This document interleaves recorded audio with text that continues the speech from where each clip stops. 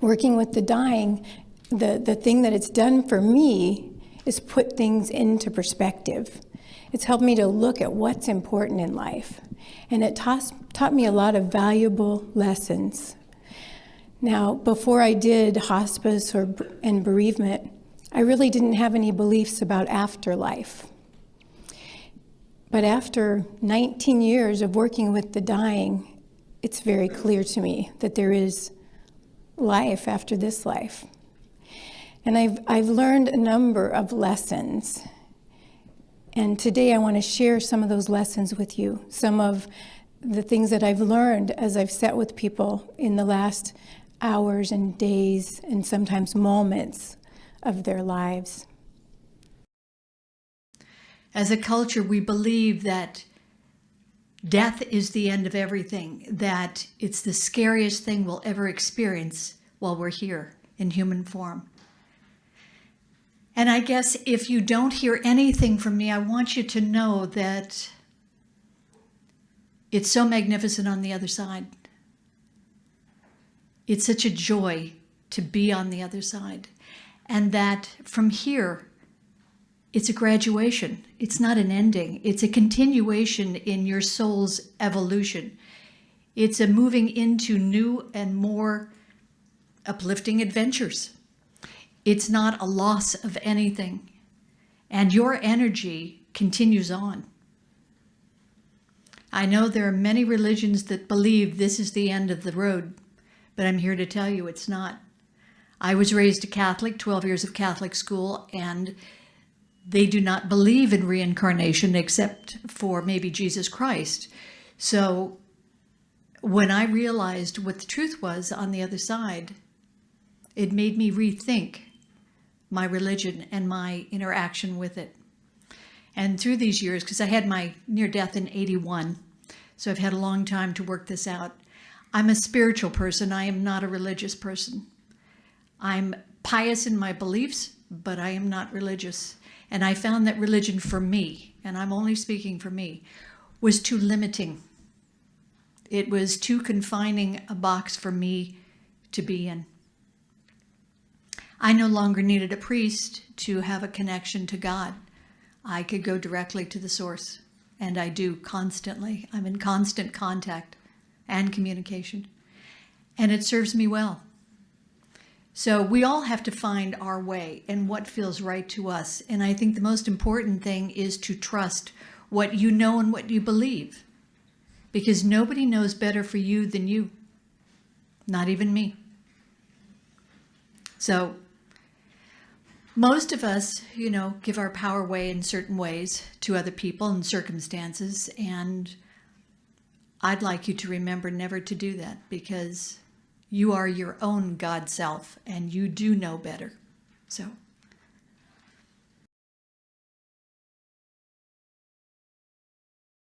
When you first began investigating the phenomenon of people coming back from near-death experience after having been resuscitated from, say, cardiac arrest, there was almost no literature in the field at all, nothing really for you to relate your research to. It's as if in the last 10 years things have changed drastically. That's right. As I kept hearing from these patients who had almost died and had had really dramatic experiences that had profoundly altered their lives, and yet I couldn't find anything in the psychiatric literature, the psychiatric textbooks, the medical literature that could give me any clue as to what was going on with these patients. Why don't we, for the benefit of our viewers, just outline what a typical near-death experience would be like? Well, a very typical pattern, or something that the patients commonly tell us, is that at this time when their heart stops beating, they have a cardiac arrest, they have no heartbeat, no detectable respiration, and very often their physicians will say something such as, "Oh my God, he's dead, we've lost him," or something to that effect. The patients will tell us that from their perspective, they feel more alive than ever. They say they float up out of their bodies and they watch the resuscitation going on from a point of view immediately below the ceiling of the operating room or the emergency room. And they say from this perspective they can see exactly what's going on down below. They can understand the remarks and the thoughts of the personnel, the medical personnel who are around.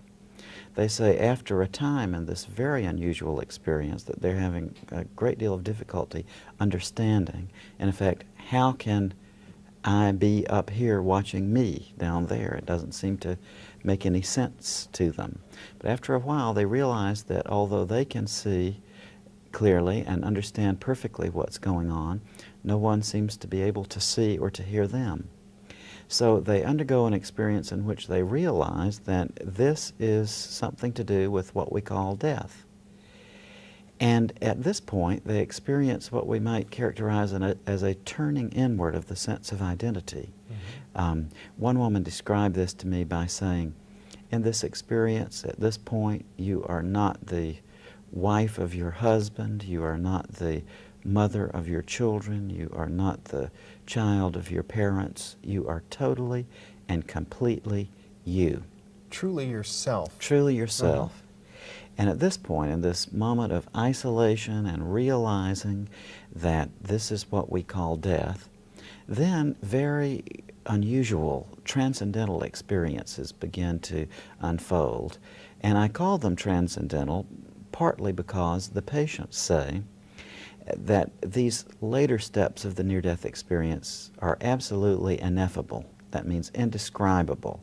And that try as they may, they can't find any words in the ordinary language that we are exposed to describe the amazing feelings and experiences they are going through at this point. Beautiful beyond words. In other Absolutely. words. And they say they become aware of what's described as a tunnel, a passageway, a portal, and they go into this tunnel, and when they come out into a very brilliant, warm, loving, and accepting light. And people at this point describe just amazing feelings of peace and comfort. In this light, they say that relatives or friends of theirs who seem already to have died, who have already died, and have seem to be there to meet them and to greet them and to help them through this transition. Another thing they'll often tell us is that at this point they are met by some religious figure. Christians say Christ, Jews say God or an angel, and they say in this setting that this being in effect asks them a question. And they all say that words can't convey it, that communication in this position does not take place through words as you and I are now using, but rather in the form of an immediate awareness. And the way they summarize this question or try to put it into words is that they say that he asked in effect, what have you done with your life? How have you learned to love? And at this point they say they undergo a detailed review of everything they have ever done in their lives. This is displayed around them, they'll tell us, in the form of a full-color, three-dimensional panorama. And it involves every detail of their life, they say, from the point of their birth right up to the point of this close call with death. And it might take only a matter of seconds in our time. Absolutely, Jeffrey. And you know, the people who go through this say that time, as you and I are experiencing it now, that's measured by the clock, is not a factor in these experiences. It's as if they're in a realm which has transcended time as we know it. Right. Many of them say eternity as the word they will grasp at to explain this. Interestingly enough, during this life review, the patients very often report that they review the events of their lives not from the perspective they have when they went through the event, but rather from a third-person perspective, and their perspective is displaced out to the side or above, and they watch themselves go through these life actions from a third-person perspective, from which, incidentally, they can also empathetically relate to the people with whom they've interacted. In other words, if some of their actions have caused pain in another person, they feel that pain. Absolutely. They take the perspective of the person that they have been unkind to. And accordingly, if they see an action where they have been loving to someone, then they can feel the warmth and good feelings that that has resulted in the life of this person. One thing that is fascinating is that all of the patients who go through this tell us that there is one thing that comes up to them as the most important feature in their life in these reviews. They say that it doesn't have anything to do with earthly success. No one asks them about their financial well-being or how much power they've had or any of these other things that our society suggests that we should be paying so much attention to. Every single person has told me that what they were faced with there was the question of how they had learned to love and whether they had put this love into practice in their lives. I wanted to share with you some of my family's stories. I think that's one of the things that gets our attention the quickest, because we can read these books and read these books and read these books, but until it happens to you or a loved one, sometimes you're doubtful. When I got there, the ambulance was there. My brother was sitting in the recliner. They were getting ready to load him, and he was purple. He was barely getting any air at all. But they loaded him. They took him to the hospital. We went to Tulsa after that. We were there for 10 days, and that's when we started radiation and chemo. Tumor was wrapped around his aorta, into his lungs, and was all over the place. They said, we cannot save your brother, but we can buy him some time. And my brother said, I want all the time you can give me. I want all the medicine you can give me. I want to do it. I said, okay, let's go. We'll do it. I'll hang with you. We get back home after this hospitalization, and every day with radiation, you know, you got to go every day. And so I'm in the car driving him one day, and he taps me on the shoulder. I about died that night at the house. I said, well, no kidding, you were purple. And he goes, no, I about died. And as soon as he said that, I turned to him and I said, what did you see? He said he was choking. And then all of a sudden, he's up. And he's in this warm, beautiful place. And our mother is approaching him. She died in 2002. And she's on his left side. A friend who committed suicide a year before comes and was on the right side of him, a dear friend. And my brother knew what was happening, and he said, please, not yet. And my mother said, then breathe, son, breathe. Boom, there he is with the ambulance people. He said, what do you think about that? I said, what do you think? He said, I think they bought me some more time. I said, I think you're right.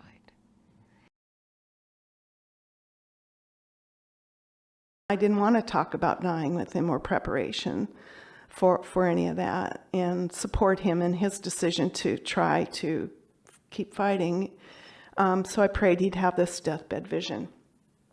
And so the next morning he's sitting up in a bed and he's smiling and he's going like this across the hospital ceiling. And I said, oh, is everything all right? And he goes, he had a hard time. He had a hard time talking, so it was monosyllabic, and it took a while to get all of this out. But occasionally there would be blurts of sentences, and I figured out what he was saying. He said, "Can you do something about that?" And I said, "What, you mean the lights?" He said, "No." The curtains? You want me to pull the curtain? No. That. And he went the whole thing. He said, "You can't see that?" And I knew then that he was having a vision. And I said, "So that, tell me what you see." You don't see it? It's real. It's real. I said, honey, I know it's real, but it's meant for you to see. And he started crying. And I said, so what do you see? And he kept asking, it's real, don't you see it? You know, he said that at least 20 times. And I said, so what do you see? He said, white feathers, people, white music. And I said, angels? Yeah, angels. They singing? No. Music. They playing musical instruments? Yes. Are they saying anything to you? Do they want you to come over and visit them or go over there? And they said, no. And I kind of knew then we had a little bit more time. And I said, did you see anything else? And he said, mountains. A whole range of mountains. And I knew that's a spiritual home. So I got him home. We went to, he was in home hospice, and he was still fighting it and still fighting it. And when it was clear he was going to pass, he was looking up again. And I knew I said, are you seeing your mountains again? He said, yes. I said, do you think God is calling you home? He said, yes. I said, do you want to go home? And he said, yes. And an hour later, he went into coma. He never revived. So the next day, he was gone. But I told him he was okay. He could go. I was holding my own grief back, you know. So even though it's a beautiful thing, I'm glad, you know, I still grieve. And so then I work with people who've had near-death experiences, and they know you're told it's your time. And it's not your time, go back. You need to go back. So if it's not your time, that means there's a time. And I still had a hard time accepting it because he fought so hard to stay alive. And so I was in grief again about, was it his time? Did we do all the right things? Did I make all the right meals? Did he get all the right medications? Was he in pain? You know, I was questioning all of that and going to bed. I mentioned that my husband loved poetry. And there was one poem by Emily Dickinson that he had memorized and that he loved. And I don't know the whole poem, but it was, lightly step the yellow star loosely to its lofty place, loose the moon her lustral hat from her silver face. Something about astral hall. And the last line is, Father, I observe to heaven, you are punctual. And as a school teacher, I thought punctual as like you're being on time, you know, you arrive on time. So this night I was grieving about, was it really his time? And the lights were out, and I walked on the end of the bed, and I knocked a box that was at the foot, because there was a lot of moving going on. We had to move downstairs, a lot of things in boxes, and something fell out of that box, and I went to turn on the light, and there at my feet is this poem in his handwriting. And that was the only thing that fell out of the box, straight facing me on the floor. And then I got the last sentence, Father, I observe to heaven, you are punctual. And so it meant to me it was his time. And I was feeling so grateful, I went to bed, and I lay there in bed, and then stars everywhere. All over the walls, all over the ceiling, everywhere there's star. I'm seeing his astral hall. I lay there for 2 hours observing that, wondering, is this some effect of the eye? You know, my critical mind is going, well, okay, if I put my hand up, do I see stars on my hand? Or does it block out what's behind it? It blocked it out. If I move my eyes, does it move with me? No, it stayed put. All the stars stayed put. And there were comets and planets and novas, and it was incredible. When I put my hand up, it was lit up. all around. I know how crazy that sounds, but it was exactly what I needed to let me know it was his time. Yeah, I still grieve, but... And so there were other things that related to stars and eclipses and the heavens and music and all of that, but hard to feel depressed when I know he's with me. I grieve, but I know he's with me, and I know there's an afterlife, so. I started digging out the blood pressure cuff to see if his blood pressure was probably rapidly falling, and put his cold, bony black and blue hand, he did, on my forearm, and he said, would you please just stop here just a minute and sit down? I'm trying to talk to you. What is it? What are you trying to say, Larry? I earnestly asked while putting everything down, sitting in the metal folding chair that a neighbor had brought by. He started smiling from ear to ear. Wait till I tell you this. He said, my mother came to see me last night. I said, she did? I said, how old is she? You're 80-something. He said, she's been dead for 10 years. He said, she came and she said, Sonny boy, I'm going to help you. You're going to be dying before long, and I don't want you to be afraid. I'm going to be right here. I'm going to help you cross over, so you don't have to worry about that. And he was pointing to the corner of the room where he had seen her. Then what? I asked, getting even closer to him, not wanting to miss a word. Well, there were two white figures on either side of her. I said, were they angels? And he goes, well, I don't know. They didn't have wings, but they was white. He said, they were with her. They were nice looking, though. He was a mess. He said, I asked her, Mother, am I dying now? No, Sonny boy, not yet, but soon, and I'll be with you. He said, you know, that light began to fade a little bit then, and she was gone. They were all gone. But I tell you what, he said, I believe with all my heart that she'll be here. And he said, see, that's why I feel like $1,000,000 today. He said, it doesn't matter what you see in that bag.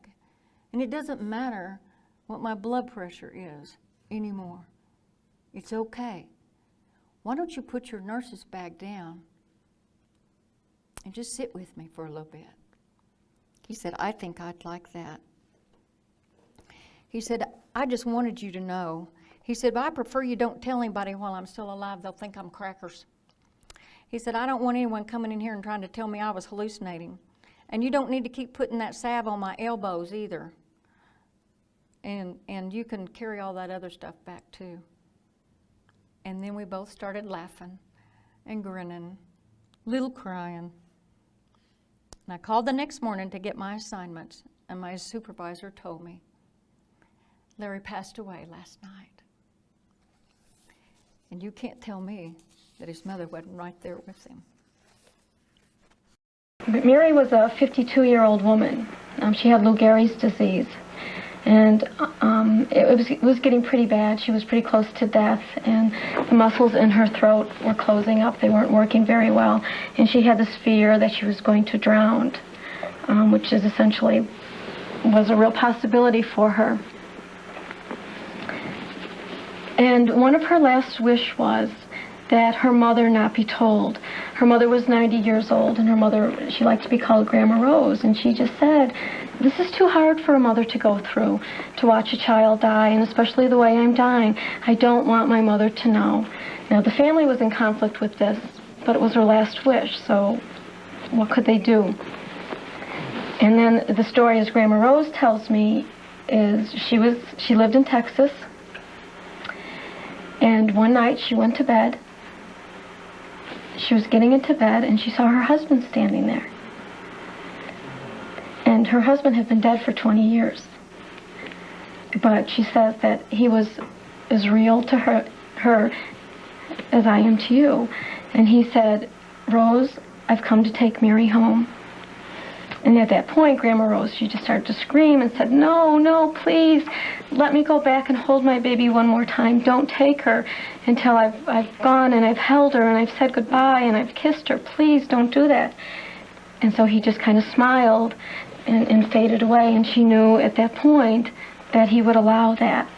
So she got on the next plane, and she came to Denver, and for 3 days she stayed with her daughter, and she told her stories, and she combed her hair, and she gave her bath, and she was holding her daughter when she died, and I was there, and she just looked at me and she said, "You know, I brought her into the world, and it's only right that I'm with her when she goes out."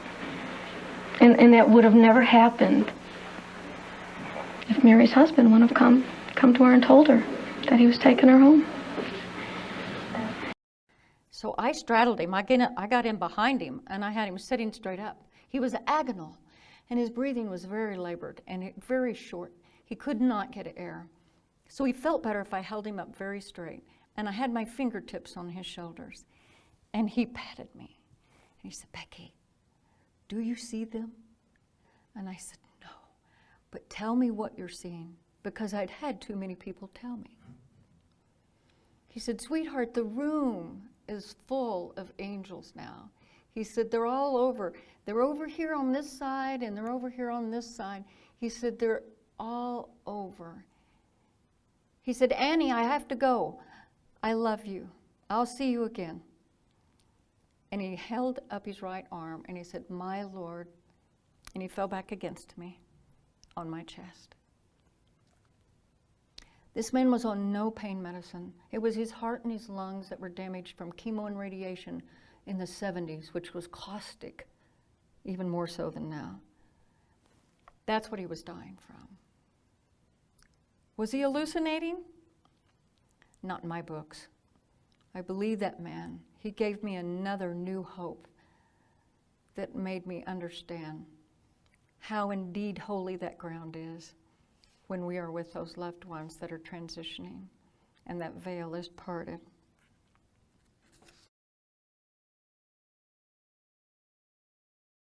I'm no guru. You know, I don't have any special knowledge. I'm just a regular dude that, like you, I go to Tupperware parties and you know, all that. But something clearly out of the norm happened to me, and it was absolutely profound. And when I asked that God's will be done, when I said that prayer, I asked the same way most of us do, which is I want God's will to be done as long as it's pretty much in line with what I think should be done. And on my timetable, of course. But when I was underwater, I really meant it. I asked that God's will be done, whatever that meant. And that's what I mean when I say it was the first time I really meant it. And at that moment, everything changed. I was immediately overcome with a very physical and real sensation of being held and comforted and reassured that everything was fine. My husband would be fine, my young children would be fine. And it was that word fine, not great, but fine. They would be fine regardless of whether I lived or died.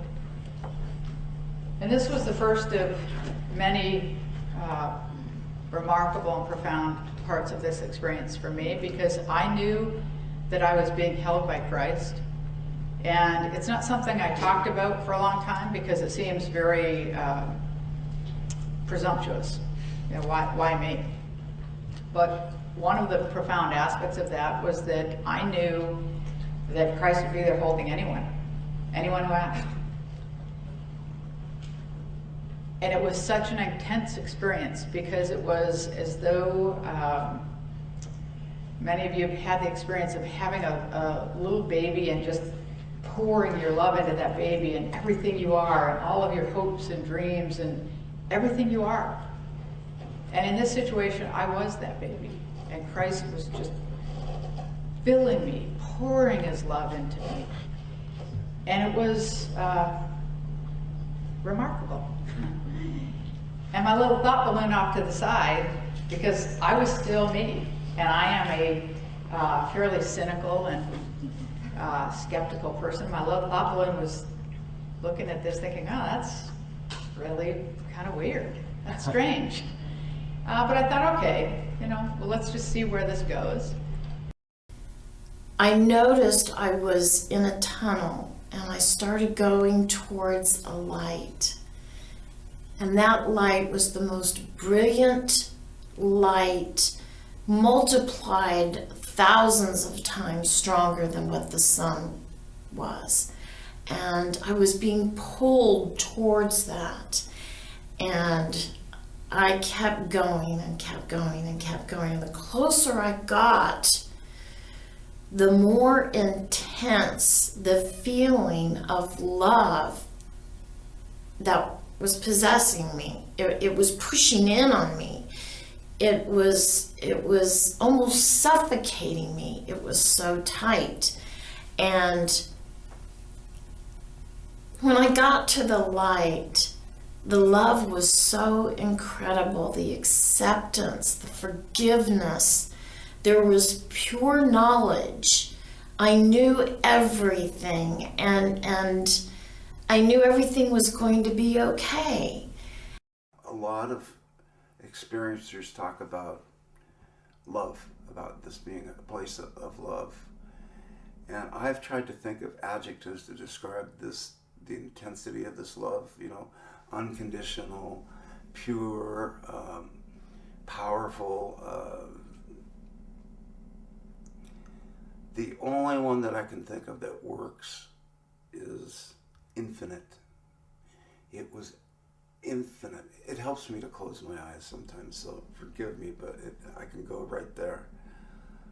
It was infinite love. If you can imagine your baby that you loved, imagine like the most intense feeling of love you've ever had, or your mother or your dog, whatever it is. Imagine that, infinite, no end. So powerful and so absorbing. Wave after wave after wave of cleansing white love washing over me. And I was the light. It was so beautiful. It was so beautiful. And so I went to bed that night and I said a simple prayer of gratitude, thanking God for just genuine gratitude in my heart of letting me see a real miracle. And then I added the words at the end of that prayer, and I just said, and Lord, it'd be nice if you could do something like that for me someday. And you don't expect anything. I mean, why would you? It's just a little prayer that lasted maybe 10 seconds in your head. And I went to sleep, and sometime in the middle of the night, we called it "Oh Dark 30" in the military. I don't have any idea what time it was, 3 or in the morning, something like that. All of a sudden, I had an instantaneous shift in consciousness. I didn't go through a tunnel, I didn't die, I didn't do any of that. It was boom.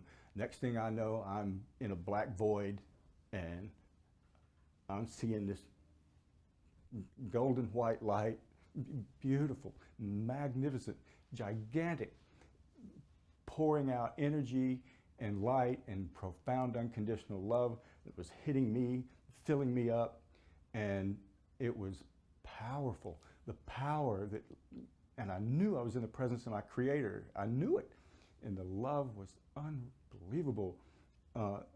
It's infinite power that love controls, and I knew that if this being did not want me to exist anymore, in half a thought I'd be gone forever. But there was this feeling of benevolence being, no words were spoken to me. This was all done with energy, of emotional energy. I can't explain it. I don't know how to explain that, but that's what was going on. And the benevolence was equally infinite, and was letting me know how precious I was to this being. And I felt like this is the best analogy I've been able to come up with yet over the decades. It felt like it was the end of the life of the universe, and I was so precious that I was being loved, held, and cradled by every mother that ever lived, everywhere, every when, all at once. And just dumbfounded. I couldn't believe what I was experiencing. And as wonderful as that sounds as an analogy, you need to understand this. That analogy absolutely sucks. It does not come close. I could speak about this for a billion years nonstop and I would never be able to express it properly. That's why it's ineffable. And that's the best description I've been able to come up with so far. I said 3 words in just dumbfounded awe of what I was feeling and experiencing. And I just said, oh my goodness. And the essence of goodness just exploded through me, ripped through everything of me. And then there was joy and bliss and ecstasy and peace and harmony, all on a cosmic scale. And it was like when I first saw God, or God saw me, or whatever, it was like God was insanely in love with me. I had no idea love could be like that. And it was like God's throwing a cosmic party. There was no sound, but there's this cosmic party going on. God's going, everybody look, Tony's back, everybody. And I was just, it's 35 years ago and it still does that to me. Oh my God. And I was home. There was this energy that I knew I was home, finally home. And I think God did what he did next because he knew me. And I'm an engineer. I have a mind of an engineer. I need proof. I'm very pragmatic, logical, down-to-earth kind of guy. And if he had not done this, what he did next, I would have probably written it all off as just a dream. But what happened next is this moment in all of this happening, when I was in the light, where I had this, what I call the urge to merge. There's this deep instinctive desire to go be in the light. It's all you want. You don't want anything else. I had a wife and a 2.5-year-old son. Didn't even think about them. You can't, because your consciousness is just overwhelmed with all this, and that's all you want, is to go deeper in the light. And when that happened, I physically sat up in bed and had my arms out. When I opened my eyes, and my face is all wet, and then there was, and I'm looking at the foot of the bed, at the wall at the other end of the room, and there's no wall. The light is in my bedroom. God's in my bedroom. It was like a billion stars lit up the room, and I could see my wife's feet out of the peripheral vision of my eyes, and I knew she had her back to me. But I'm thinking, how can she sleep through this? It's like bright as it can be in here. How can she sleep through this? And then I went, this is real. I had enough time to think, this is happening. God in my bedroom. This is real. And as soon as that happened and I knew it was real, I was saying it in my head, it was like a 10-foot circle, no wall. It all went, not in an instant, but it came down and just kind of went to the center from the outer edges and just went away. And I just went, no.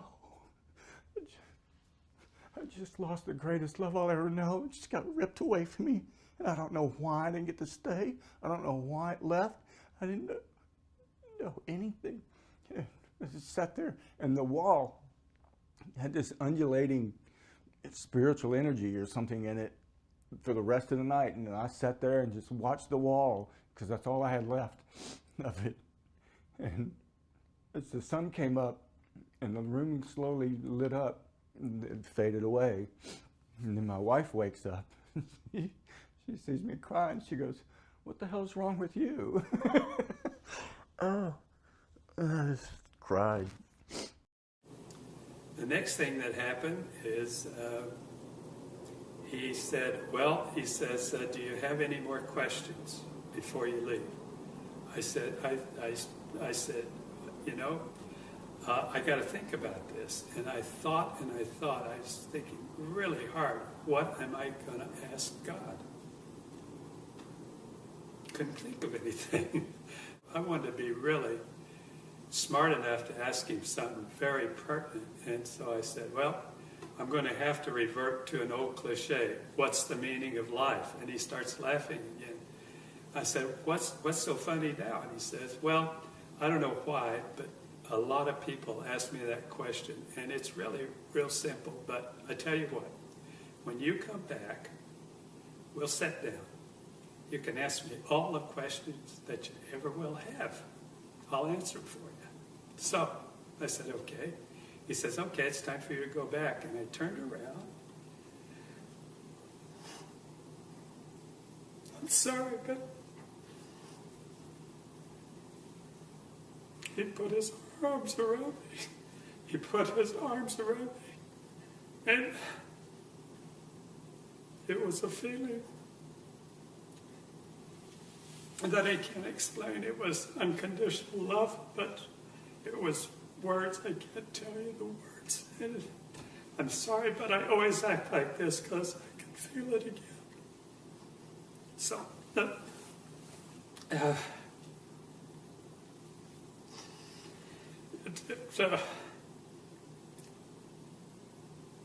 it changed my life. And the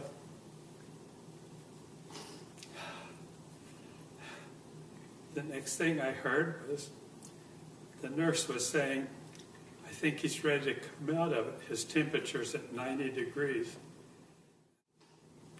9 days later, I was discharged from the hospital. First thing I wanted to do was go out and tell everybody I knew what happened to me. And I found out right away that was the wrong thing to do. Some people were okay with it. Some people just turned around and walked away from me as fast as they could. They were scared to death. They thought I'd lost my mind. But I'll have to tell you that my life has changed completely. I'm no longer afraid of death. All the problems that I thought were problems are all gone. I don't have any problems. I don't have anything that gets me down. And I said, am I dead? And the voice of God, with no voice and no language, said to me, yes, you're dead. And I said, but I haven't gone through the door yet. And the voice of God said, no, you haven't. I said, well, do I have to go through the door? I have this sister, you see, that left our family and broke my mother's heart. And I didn't want to break my mom's heart again. And die and leave them. And God said and showed me, he said, the love with which I love you now, I have always loved you. And that same love that I love you with now, I love your family. And I love each person on earth with this fullness of love and forgiveness and knowing and mercy that you feel right now, and beauty. And all will be well. And your family will be okay. When I get out to the other end, there is, as if there are words to describe that this is even more amazing than what I already described, there is pure light. Pure light, love, truth, grace, peace, all consciousness, all knowingness. And having left the body way behind, and even the mind, the spirit starts to experience complete oneness with all that ever was, ever will be, and all that is, and complete understanding of all of it. Imagine such consciousness and hold that. It is accessible to every one of us. At moments, we're in human bodies. We slip in and out, and we all have access to it. We need not have to die first. Okay? And in that light, some of us are given a choice to come back and some are not.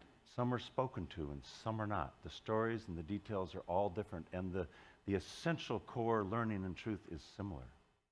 But in my case, I was spoken to by a voice I heard really well. And by the way, every time everyone's spoken to in the light by a voice is exactly the voice they need to hear, in exactly the language and exactly the tone that we need to hear. And I heard this voice say, Lewis, you are called here to have this conversation and to be sent back because you're not doing your work. In response to which I said, I surrender, take me, I'm yours, I will do your work. I must have been imagining I was being called to be a missionary of sorts. And I was told immediately, no, Lewis, it's not my work you need to do. It's your work. It's your work. It's your work. It's your work. We each are doing our own work, and I got it very clearly. It's your work you need to do, Lewis. Great. Tell me, what is my work? Here I was in a place where, since all truth is known, I expected the source of all truth to be able to make it easier for me. Didn't happen. No, Lewis. What is it that keeps you from being all you are capable of being? Ask yourselves, each of you, that very thinkable question, even though it's this unthinkable moment of death and this unexpected moment where suddenly the car is totaled, that whole life is left behind, and you are with the source of all truth, being asked, what is it that keeps you from being all you're capable of being? I didn't know. So all I could do is dig so deeply to come up with, it might be a piece of it, which was, and we're all on our own paths, doing our own work, coming in different doors toward all of this same truth we reach. So my path and my door, I figured out, has to have something to do with the fact that I was raised with love, privilege, education, endless opportunity by parents of two founding families of states and corporations with leadership skills and values, and I thought, what's missing? Until I went deeper and got that in addition to the words that we're all one under God, I was also given the words that, well, noblesse oblige, you have more than others, so give back. And I went deeper and realized that with those gifts, I had created a feeling of a betterment, and that I had to help others who didn't have as much. And yet I started to discover loneliness, that even though I was told we're all one under God, my experience was, well, we may all be one under God, but somehow I and my tribe am better than you and your tribe. Woo. And the gap that created in me between my spirit and yours was so deep that I didn't know how to bridge it. So I was told, just like Amadeus was just like Mozart was in the movie Amadeus, when that perfect note was hit, there it is. I was told, there it is, Lewis, there's your work. And I was sent back down without any knowledge about how my life would change.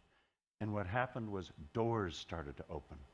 Another learning from another weakness of thinking that I could control what doors I wanted to open became that doors opened on their own and others closed on their own. And if I could just notice that, if each of us could just notice that, and then move through the doors that open and then use whatever skills we're given in this body and this life experiences to help co-create with the universe.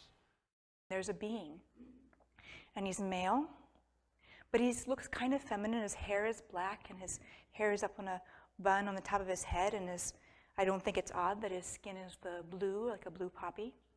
And he has beautiful ornamentation around him and on him.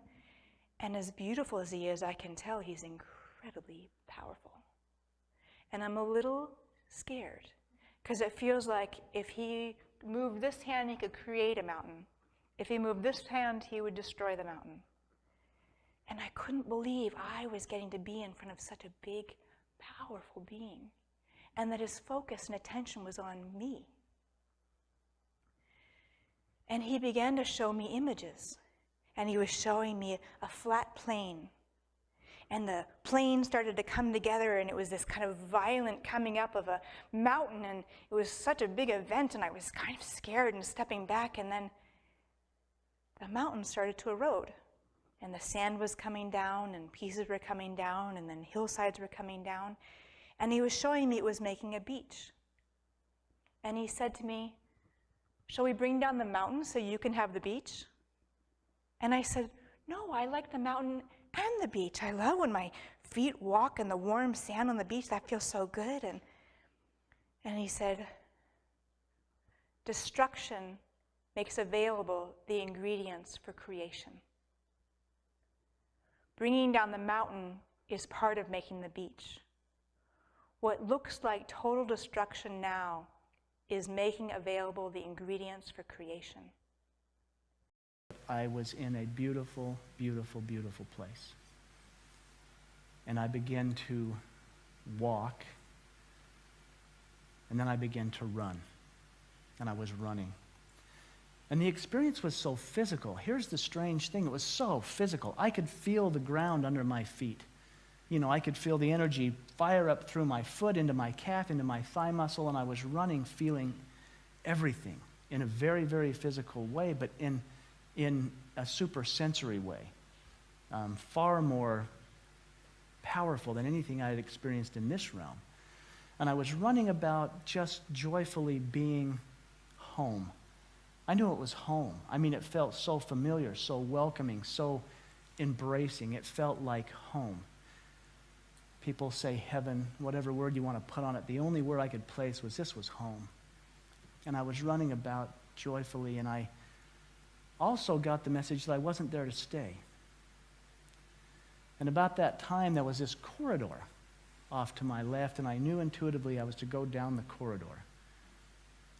So I raced down the corridor, and as I made my way down it, I realized there was a crib at the end of the corridor there.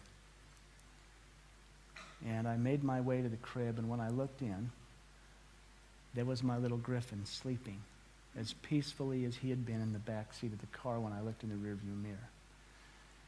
And I just marveled. I picked him up, and that was very physical too. I could feel him against my body. I could feel the heat of his body. I could feel his rib cage expanding with breath. I could feel his breath on my neck. I could feel his soft head on my face, and I just stood there marveling, holding my little boy and thinking, do I really get to say goodbye to him too? Now, I hesitated for years to share any of this because I know so many lose loved ones and they don't get to say goodbye. And I was in such gratitude thinking, I'm really here holding him, and he's really okay. And I know I was experiencing him as that little child because that was for me. You know, any near-death experience or mystical experience or out-of-body experience, the universe speaks to us in the language that we'll understand. Even if it doesn't make sense, they know that our heart will get it. And in this instance, I was holding my little boy in a very physical way. And as I did, I felt someone come up behind me. Now, this was so overwhelming, I didn't even dare turn around.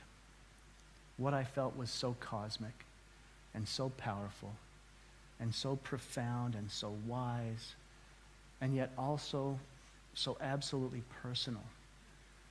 It startled me at first. There I was holding my son and feeling this presence come up. I knew I was in the presence of God. Nothing short of that. It was so overwhelming. And the interesting thing is I had this moment where I thought, oh no. I hope he forgives me. And what I felt as I held my little boy was this divine being come up and wrap those arms around me and hold me. And the clear message was there's nothing to forgive.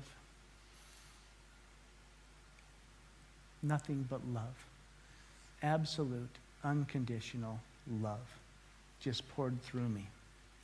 And I felt almost as if my son became part of me, and I became part of God, and then we all became part of everything there is. It was almost like an inhale of breath and an exhale of bam. I was everything. I was all of it. And again, from my upbringing, the words, I am that I am, became very, very meaningful to me because I was experiencing I am that I am. And knowledge just poured through. I saw my whole life. You know, I saw the divorce. I saw the insecurities it had created. I was unaware of it until this moment. Wow, look what I was putting bandages on. You know, the broken-hearted little boy, all that overachieving, you know, make the team, get the grade, get the girl, get the job, all of that was a big bandage to cover up that insecurity I felt from the little time that mom and dad split up. I saw my brothers. I saw how they had supported me. I saw my friends. I saw the things that I thought were mistakes. And I realized there's absolutely no mistakes. It was all in perfect order. I saw the things that I had done wrong, so to speak. And I knew they were wrong, and I did them anyway. And yet in these beautiful arms, all I felt was, look how much we love you. Look how much we support you. Look how much we honor your life, your choices, your decisions, your learning. We love you. It was such an overwhelming, profound, absolute, unconditional love. And in those arms, the I am that I am, I knew I was perfect. And that took me years to say too, but I felt this absolute perfection about my life, about me. And when I say that, I mean all of us. Absolute perfection, absolute order. I knew that I was absolutely divine. But not only was I connected to that, but I came from all that. And here I was here in my Christian upbringing, biblical terms again. You know, masters like Jesus who said, if you've seen me, you've seen the Father. You know, walk on the water, Peter. Why do you doubt? You know, greater things will you do than this if you just believe and embrace. And I had this whole shift in everything I thought I knew was now completely turned upside down in such a beautiful, beautiful way. All made evident by unconditional love. Absolute unconditional love. Now, I learned about choice. I could lecture for 3 hours, and we're going to have time for questions, so save your questions till after the break. In those brief moments of what I learned and how it turned everything upside down, I learned a lot about choice again. In fact, what was communicated, not necessarily with words, but just with this flowing energy, was that I had a choice. I could spend my life feeling as if God had ripped them away from me, or that I crashed the car and it was my fault. I could beat myself up the rest of my life. Or in that perfect, profound moment, I was told, you have a choice. You can give your son to me, and you get to exercise your will. You can even give your wife if you would like. But then you're exercising your freedom, your will, in order to give them to me so that you never feel like they have to be taken away. And in that beautiful, profound peace, I was actually able to kiss my little boy, and I gave him back. And then I woke up in the hospital bed.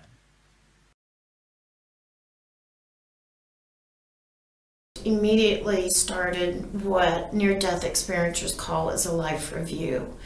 And for me, how mine worked was, it was like a screen, and on the screen were pictures of people's faces. And these people were the people that I had had interaction with throughout my entire lifetime. And whatever I had caused that person to feel as a result of my interaction with them, that's what I felt for a brief second, very intense. Whether it was we had a good interaction or we had a bad interaction, I felt that intensity, and then it kept rolling, just fast as could be, just lightning fast of people's faces. But yet I comprehended everything that was going on.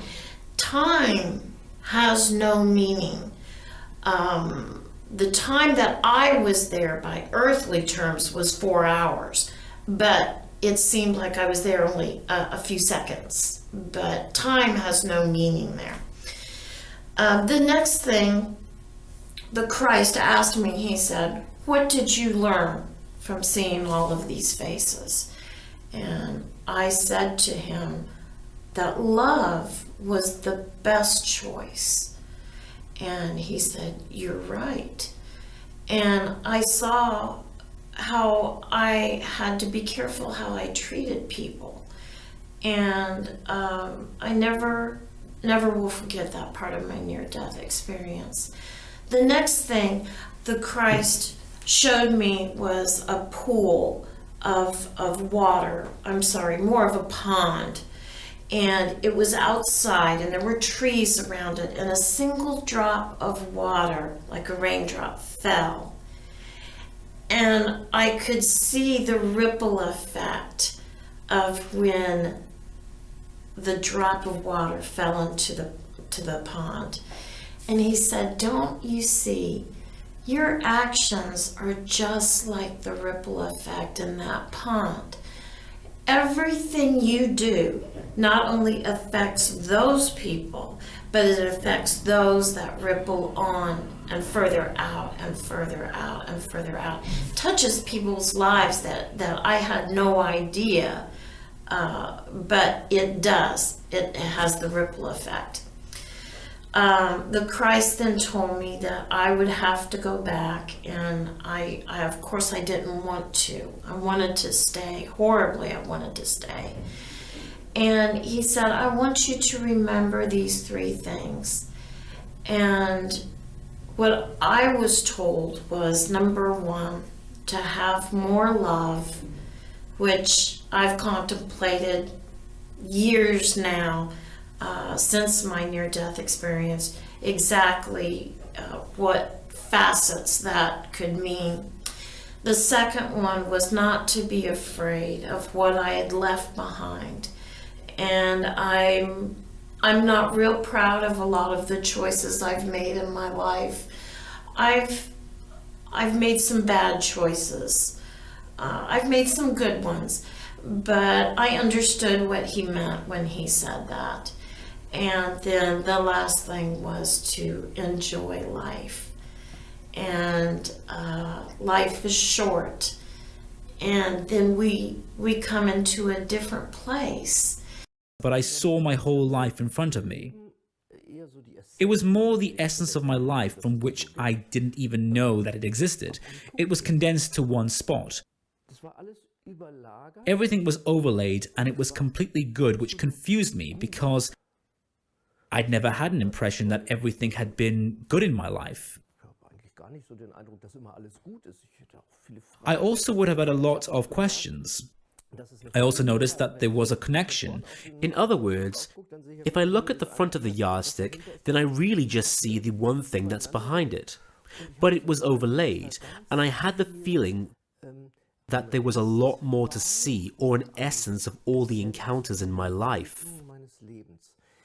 I also realized that I had made an impact on other people's lives that I had hardly remembered. And now I was aware of that, and that's what it makes it so difficult to explain. I realized all those things at that very moment. It wasn't anything that was experienced subsequently. It was more like an experience of, oh, that's what it is. And suddenly you realize that everything you've done is stored.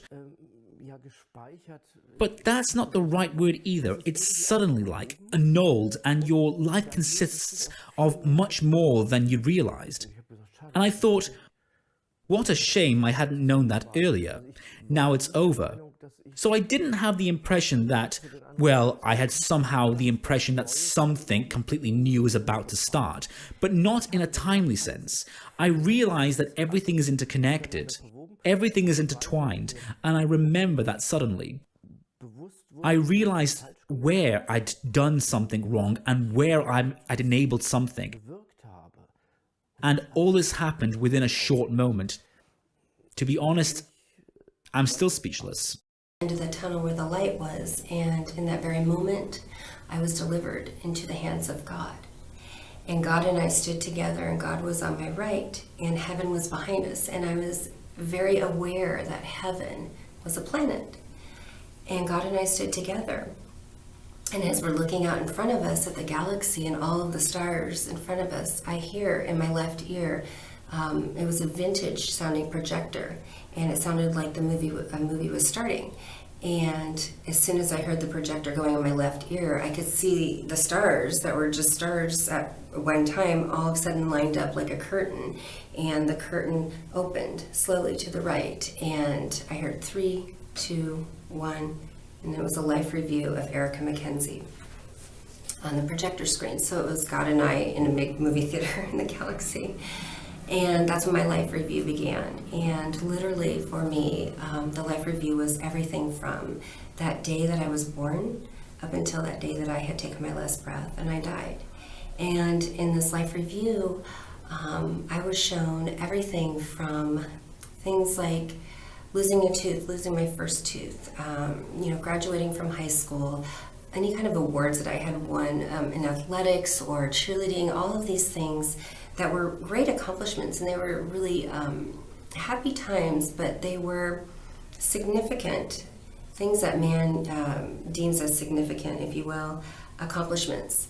And as I'm watching all of these events unfold in chronological order, I'm actually reliving the event in that very moment as if it had just happened the first time. As we're observing it, I'm living it. And we finally get to the end on the day that I died. And the movie screen turned off. And then all of a sudden, in front of me, I knew to look down, and it was this telepathic communication. And as I had the knowing I needed to look down, appear in front of me a pair of eyeglasses. And I've never worn glasses before, and God said to put them on. And I didn't know how I was going to put these glasses on, because you have to understand these glasses weren't normal pair of glasses that you would find here on Earth. These were the size of a vehicle. And I'm thinking to myself, how am I going to put these glasses on? I just don't even know. And I remember, as soon as I had the thought of how am I going to do this, it didn't even matter. My hands were already drawing the glasses near to put them on my face. And by the time that I got them to my face, it wasn't even a problem. They fit perfectly. And I could see.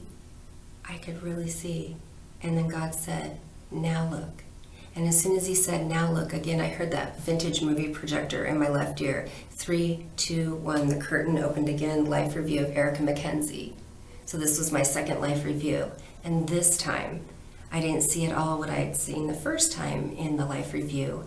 This time I could see. And everything that I saw in this life review, starting with the day that I was born until that day that I had died, was not at all what I had seen before. This time these were things that were important to God, not important to man. And they were not at all those accomplishments that I talked about before. These were things like love and acts of kindness, things I couldn't even remember that I had done. Befriending someone that everybody was mean to, or a neglected an animal, and I helped an animal, or giving money to a homeless person when I didn't really have money to give. Helping someone across the street, an elderly person. Every single action, word, thought, feeling was all about love. And we lived all of those series of events just like the first time, like it was happening for that very first time. I lived it again, and I felt so much unconditional love from God as we're reliving this series of events together. And we got to the day again that I died, and the life review was over. And as soon as the life review was over, I remember knowing to look up. And so I looked up, and this was the only time that I was able to see God in a physical form at all. And what it was from his shoulder down to his fingertips. And his arm was bigger than a semi-truck. And I remember him making the motion to look up like this, and that's what he did with his arm. And I looked as high as the highest stars, and I could barely see anymore. It was so high up in the air. And I watched, and I looked in the palm of his hand, and in the palm of his hand appeared a rock, a single, large, huge boulder, if you will, rock. And God and I watched together, and I watched him let loose the rock. And the rock was falling, and it was falling for such a long time. It seemed like just forever. And we're watching this rock fall together, and I hear him say, I am the rock. I am the light. And when he said, I am the light, the rock was glowing. It was the most incredible, powerful light. It was so brilliant, in fact, almost blinding, but yet I was able to keep watching it. And as the rock came right in front of us, and it's still falling, in front of me appeared the largest body of water, larger than the largest ocean, if you can imagine. I couldn't even see the borders outstretched all around me. And we watched this rock fall, and it fell into the ocean, and it made one single ripple, just one. And we watched that single ripple grow together, and that single ripple, it grew and it grew and it grew until you couldn't even see the borders of that ripple anymore. And God said to me, you are the rock. You are the light. You are the ripple that affects mankind. And I knew in that very moment, with the 2 life reviews, what that meant. And it wasn't wasn't about just me, Erica. It was about each and every one of us being that very rock when we're here on this journey, this earthly journey as humans, that we affect each and every person, even if we never meet them, just like that rock did in that water and the rippling effect. And I understood what that meant. Often, if you get into the near-death experience literature, you read a lot about the tens of thousands of life reviews that people describe. You know that old saying, your life flashes before your eyes? Well, it's very true, and that's what near-death experiencers tell you, is that you go through every bit of your life, all the crucial parts that are there to teach you about the lessons of good and bad, that are still residual lessons for you to learn, to help you and your higher soul and your soulmates, your soul group. And the judgment is not by any higher power, it's by our higher soul. That's what's doing the judging in that realm. And that's when we go through those life reviews, it's not some vague sepia-tinted memory. These are sharp, clear, crisp, absolute reliving the events more powerfully than when we live through them in the earthly realm. And we have to feel the power of our decisions, the emotional impact on our fellow beings. So if we lived a life handing out pain and suffering to others, we have to feel that in that life review. But we have to feel it far more sharply than they felt it here in the material realm, which is a pale, dim reflection of that far more real and crisp world of that gateway realm, of the realm between lives, where we reunite with our higher soul. And then as soon as we were done with the rippling effect, God told me to look again. And I remember looking to my right this time. And all of a sudden in front of me, to my right, I look out and I'm like, those are shelves. And on these shelves, all of a sudden, they're brilliant white. And I mean, the colors, I can't even begin to describe in human words the magnitude of the colors. But what I can tell you is the colors were so magnificent that they took on a life, to be alive. If shelves, if you can imagine having a life, but they were alive. They were so full of life. And these shells, on all these shelves, they went as high as the highest stars. And there was presents, gifts, if you will, like at Christmas. And not one gift was the same, not one. And I remember knowing to look out to the galaxy to my left, looking as far as I could past all the stars and planets, as far as it could go, and the shelves kept on going with gifts on them. And then I remember knowing to look to my right, and I looked behind me to my right, and I kept on looking as far as I could, and the shelves kept on going with gifts. Not one gift was the same, and there were so many. And God said to me, Erica, in life, I give each and every one of you gifts, and they're all different, because that is part of my plan. And he said, when you were born, I gave you the gift. I gave you the gift of patience, and I gave you the gift of beauty. And I'm such a rule follower, I can't believe I argued with God. I didn't argue in a mean way, but when he said that, I found myself communicating and thinking the thought, oh no, God, that can't be right. You didn't give me the gift of beauty because, you see, I had made some very bad choices in my life. And that's what resulted in me taking that pill, a diet pill. And I never thought I was good enough. I was always trying to be everything that man thought was good enough. And instead, what happened is I stifled who God really made me to be. And he stopped me and he said, Erica, again, I gave you the gift of patience. And I gave you the gift of beauty. And in that very moment, I knew what that meant. That beauty came from within my heart. And it's an extension of all of us, the love that we carry in our hearts. And I looked at all of the gifts on the shelves, and I knew how significant and beautiful and wonderful each and every one of these gifts that he gives all of us are.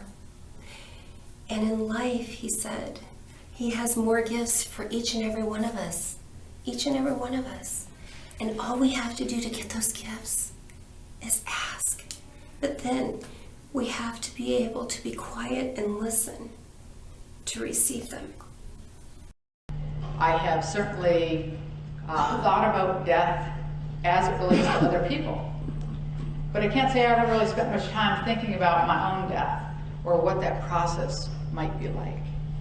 If I had thought about a life review, I probably would have thought about the Hollywood version of your life, flashing before your eyes, and you look at some things and you think, yeah, I was really good there. And then there are other times when you think, I could have been better there. But for me, it wasn't like that at all. Actually, it was so far removed from anything that I would have expected. That even now when I think about it, I think, wow, I couldn't have made it happen. Because it was the most remarkable thing. We did go through my life, and we looked at events in my life that in any other situation I would have described as sad or bad or challenging or horrible, all sorts of words like that. Recognizing that those are judgments that I've put on them. And then I had the most incredible experience of seeing the impact of a given event, not 2 or 3 or 4 times removed, which we can all understand. You have a bad day at work, you go home, you yell at your husband, and then they're mean to the kid, and the kid, is mean to the dog, that whole sequence. We can certainly understand the impact within our own little world of events. And in fact, when we look at events that occur elsewhere, we similarly really evaluate those events based on how it impacts us, our world, our view of the world, our emotional state. But I had this incredible privilege of seeing how an event impacted other people in the world 25, 30, 35 times removed. And to say it was profound really is not giving it its due credit, because what it showed me very clearly and very concretely, which again, I told you, I'm a concrete thinking person. I need to actually hold an apple. I am the Thomas that has to put their finger in the hole. But what it showed me very concretely is that, again, this idea that things are good or bad the idea is entirely in our own mind. It's our own judgment. Because the fact is, there really is beauty that comes out of every event. Albeit, usually we can only appreciate it retrospectively.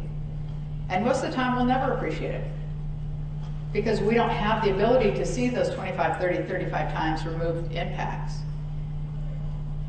And part of our evaluation of something when it comes to being good or bad really has to do with a desire to judge it, and a desire to say, well, was that worth it? Because we want to decide whether something that has hurt us or made us sad, or someone we love has gone on. We want to be able to say, well, I don't think that was worth it. Or, okay, now I get it. Oh, okay, I'm okay with it then. But having the ability to see events in my own life and see their impact totally changed the way I experience every event. And at some point, this incredible knowing 100% that this pinpoint of light somehow was God, the force that created everything, and me and everyone and everything that ever existed and will ever exist. And it felt like this was my father also, and like I was a child. And so at that point, I couldn't wait to get back or get to this as fast as I could. I felt like I was going home. I mean, the home of everything too. And so I just started zooming really fast, faster and faster, and getting closer. And this pinpoint of light then became a big ball of incredibly bright energy of light. And I just crashed right into it at the end. and became one with this big ball of loving light energy. It was really comprised of the most incredible feeling of love you could ever possibly imagine. Just indescribable, the enormity of this feeling of love, unconditional love, and at the same time just bliss and joy, and I get really tingly feeling all over whenever I think of this. It's just so beautiful. And just ecstasy, just beyond anything you can imagine here on earth. It's way beyond that. And so I became full, so full of it. And when I felt like there was no room for any more, we started to pull apart a little bit and be separate. And it really strongly felt like this is my father and I'm a child. And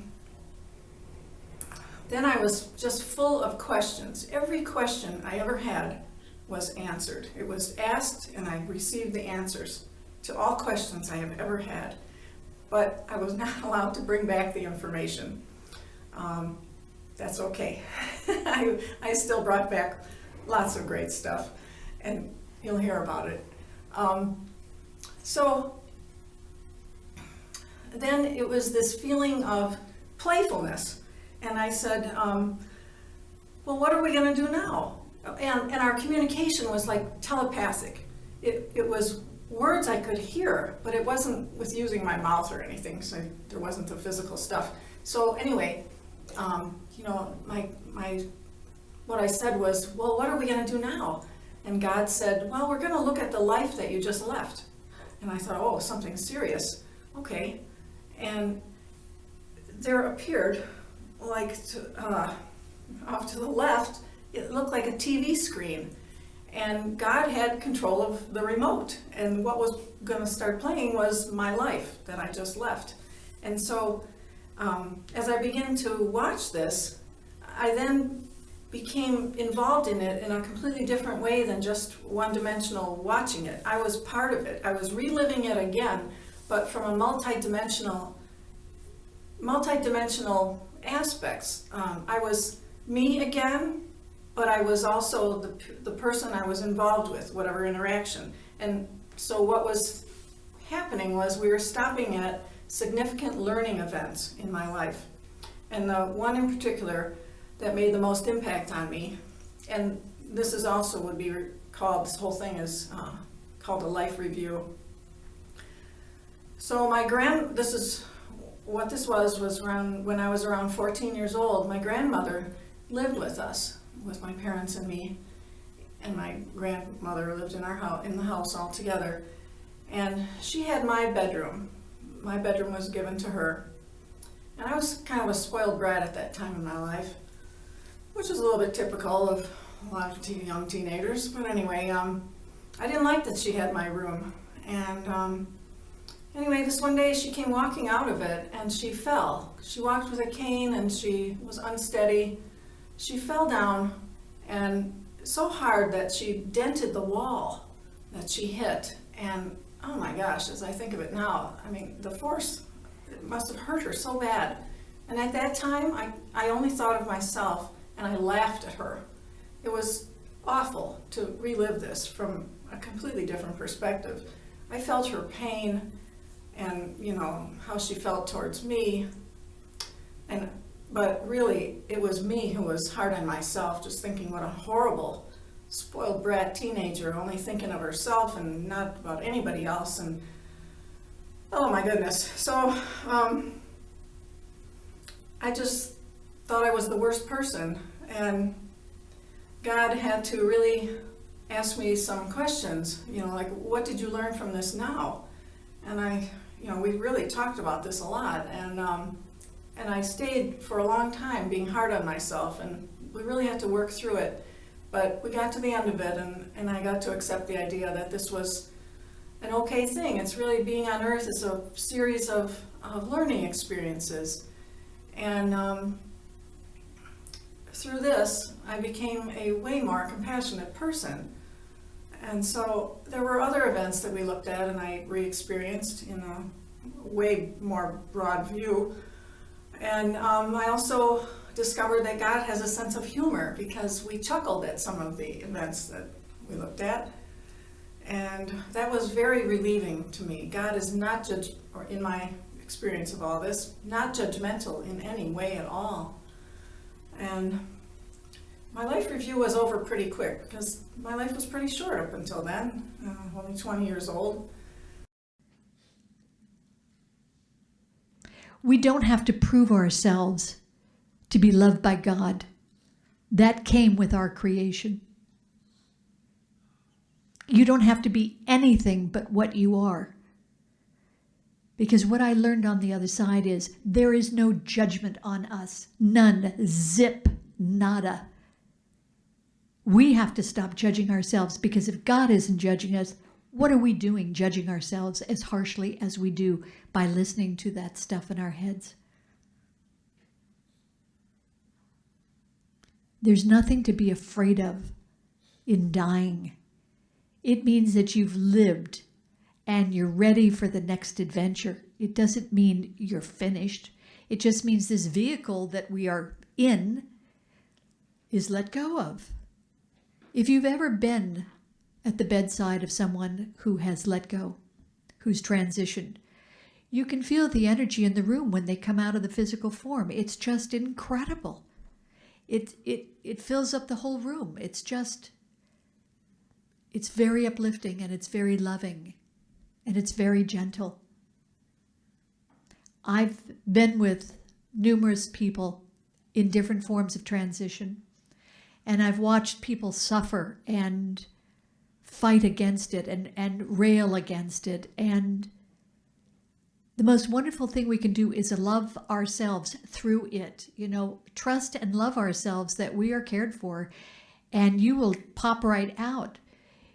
You stand in fear, you stand in worry, you stand in judgment on yourself, and it's going to be painful. And there's no reason for that. We should go joyfully, you know? As the creator of Apple said, wow, Steve Jobs, wow, wow.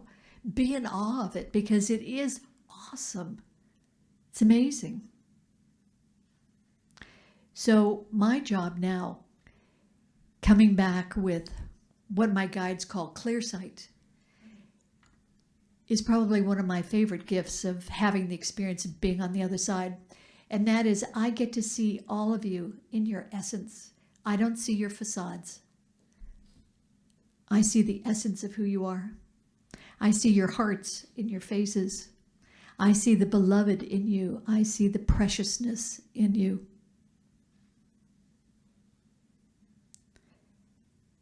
And it's a reminder of who you really are, not who you tell yourself you are in your head.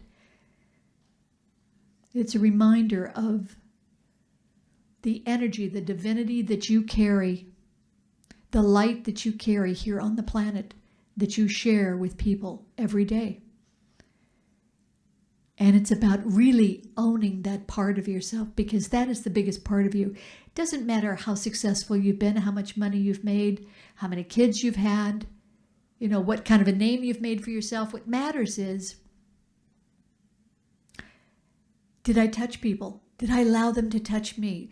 Was I living a life of emotional well-being? You know, was I celebrating myself? Was I proud of me? You know, none of us get enough kudos in life. From our parents, none of us got loved the way we wanted to be loved. And that's the way it was set up. But we have the ability to love ourselves and make up the difference. And that's part of what our job is, you know, to be the highest vision of ourselves that we can be. Imagine what the world would be like if we were carrying that energy, as opposed to the insecure little people that we become. There wouldn't be wars. There wouldn't be people living without basic necessities. There wouldn't be strife.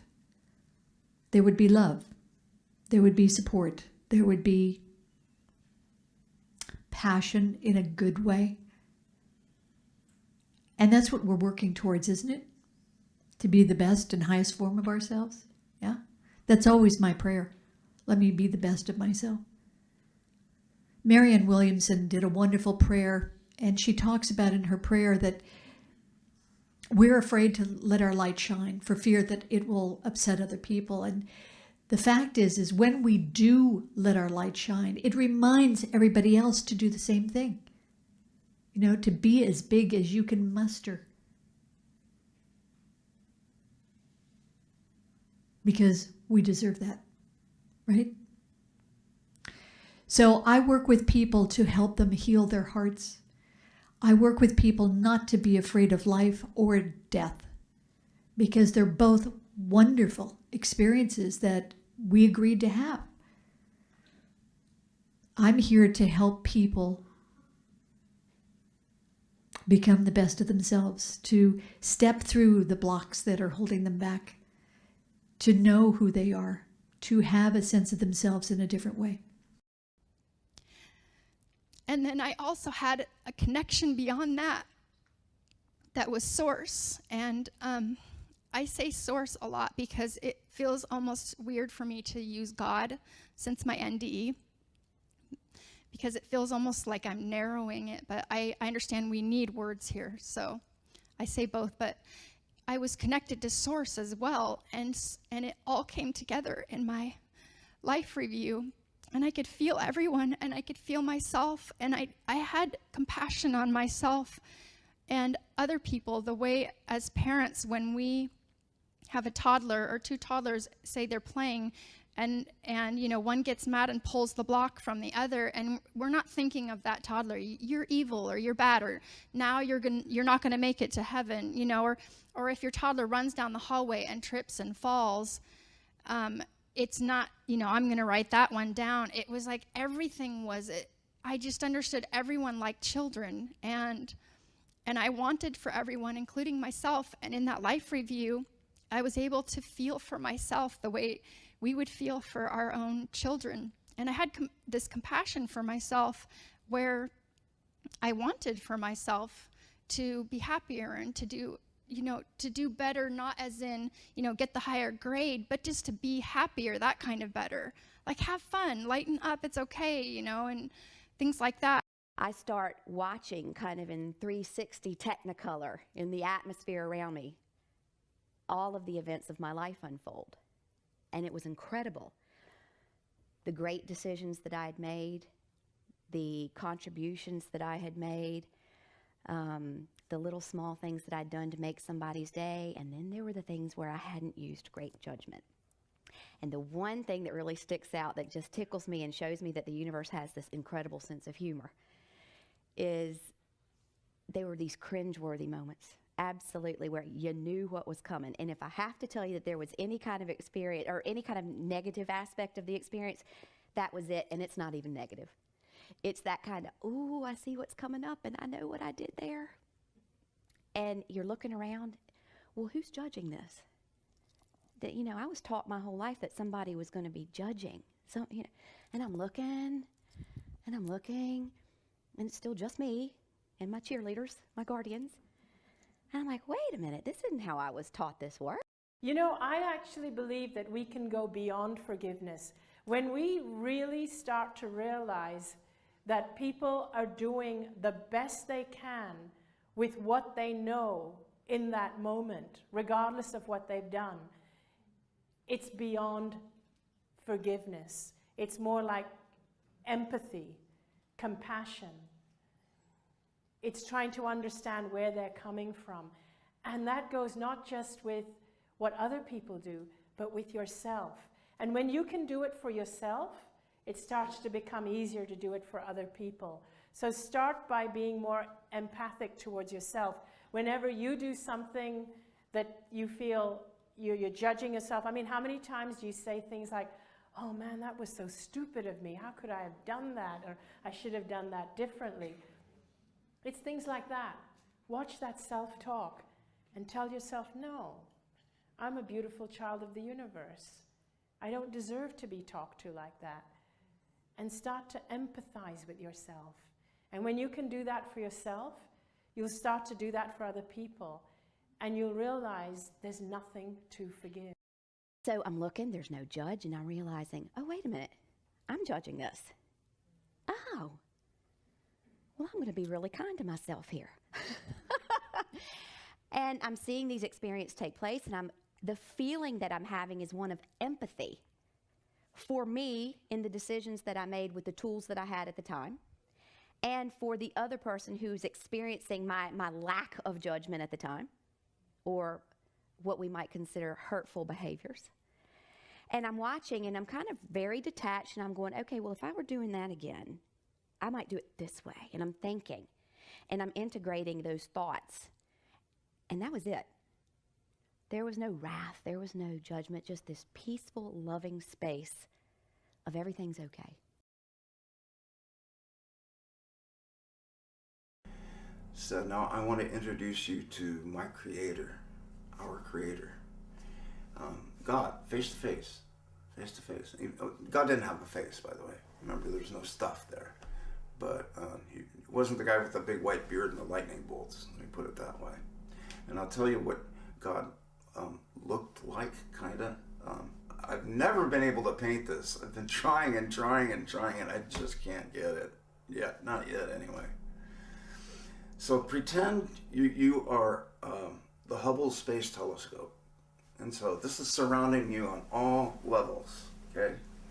Everywhere. And you know when you look at a photograph of a galaxy is made up of little points of light, stars, right? Little points of light, jillions of them, right? And in this case, it was infinite. It went on forever. Little points of light. And I was one of those points of light. And we were all connected. And each one of those points of light was every tsetse fly, every snail, every human being, every rock who had ever lived. And that's right, rocks are alive. I can't explain that, but rocks are also made out of love. Everything is made out of love. So it was like every being who had ever lived was there. And we were all connected. We were all one thing. Now, we were separate. I was still Raymond, me, but I was also we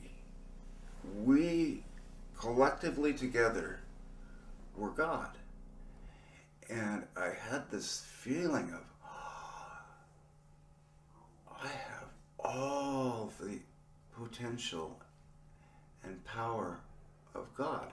I wasn't God, but somehow through the connection with all the other points of light, I was God. So I wasn't God, but I was God. And it was like this one big thought, one big floating sphere of awareness. And we were singing, and I'll never forget this. This was so beautiful. It was worship. That's the best word I can describe it. And it was about love. And it makes music as we understand it, it seemed like a cheap imitation. I could taste it and touch it and swallow it and digest it. And it took on whole other dimensions. And we were singing, I love you. We love you. It was all, we were worshiping one another with pure, infinite love. And it was the most beautiful thing. And you know, I know a lot of people have a fear of death. I have zero fear of death. Matter of fact, I want to go back. I can't wait. I'm in no hurry. You know, I'm here to dance. I'm here to play this out as long as I can. You know, there's the big questions in life that we all have. I can tell you one thing. One of the big questions, I think is probably one of the oldest questions, is okay, if God is a good, loving God, then how is it possible that he could allow the evil and the horror that obviously exists? How is that possible if he really does, if God is pure love? And so I think that religions had to invent an anti-God to explain that. Oh, that's not God, that's the devil doing that stuff, right? Well, that means God made the devil too. You know, so I mean, it doesn't add up. But I can tell you one thing for sure. There was no judgment. There was no atonement. There was nothing that I had ever done that was completely forgiven. And forgiven in that context meant it was gone. It did not exist. You know, the stupid little boneheaded things I've done in my life that have been, you know, well, let's just say less than wonderful. I didn't have to atone for that. God wasn't holding me accountable for that. God was loving me right through it. And it was total and complete forgiveness. I did end up hearing this here a little bit too. So again, another nice thing, I appreciate when other people share, because then I don't feel as weird talking about it. But it was like I had access to everything. And what struck me so strongly in my experience was being able to not just see that there was math and science in everything. It wasn't like, you know, if a teacher gets up at the front and says, let me show you this math, or, you know, let me teach you this. I was all of it. And I knew that while I was these things, this math and this science and this order that was in the universe, I knew that there was nowhere that it wasn't. And even if there's a tiny bug going across the room, I knew that that was within this math and science too, and this beautiful order. And so for me, it was beyond just beautiful, because my life before the experience, I struggled with looking out in the world and feeling like this really looks chaotic. I get that God's in charge and he gets to have the remote control to our lives and, you know, pick what he wants. And then in the end, you know, he'll explain why he did it. But it just seems so chaotic, and it doesn't seem like sensible enough that any being should be able to do it this way. And it frightened me, and it wasn't enough for me. It didn't appease me to see things this way. And so in my experience, to be within this order and see it, there was so much order, it was beyond anything I could imagine or ever put word to. It was incredibly beautiful and peaceful. And it's funny because also before my experience, I couldn't stand math and science, and it was like this huge mental block for me. I couldn't even get to like 3rd grade math without just plugging my ears. Like, there's no way. It used to frustrate my dad because he tried to help, and it wasn't going to happen for me. I've always struggled with spatial things, time and space and numbers and things like that, because I was someone who had to feel everything inside of me.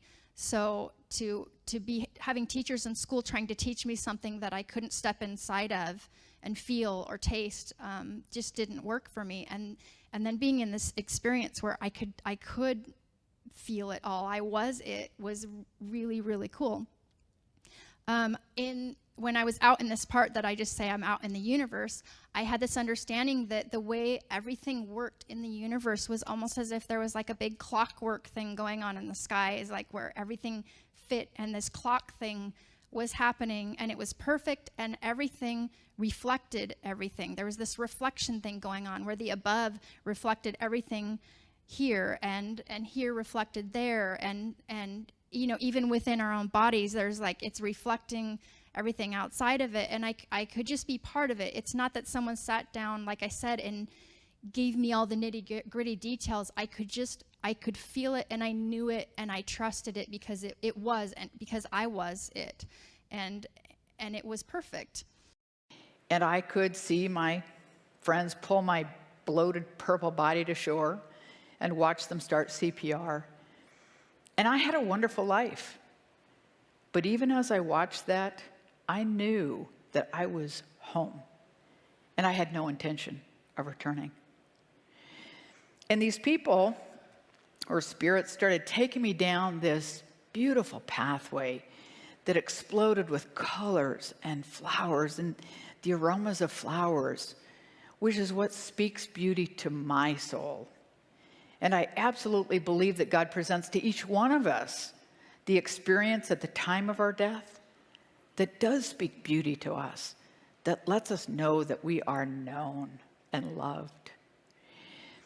And we finally got to the end of this pathway, and I was there for what felt like many, many hours. And during my time there, I had a complete understanding of the divine order of the universe, how it could possibly be true that there is a God that is real and present today, knows each and every one of the billions of us on this planet individually, loves each and every one of us as though we're the only ones, and has a plan for each and every one of us and for the world that's one of hope. And eventually I was told that it wasn't my time, that I had more work to do on earth, and that I would have to go back to my body. So I did what any reasonable person would do, and I said, I'm good, I can stay. But here I am, I got kicked out. But they took that opportunity to then give me this laundry list of work yet to be done. Everything on the list would be challenging, but certainly one of the most challenging things on that list had to do with the coming and unexpected death of my oldest son. He was hit and killed by a car 10 years later, but at that time he was only 9.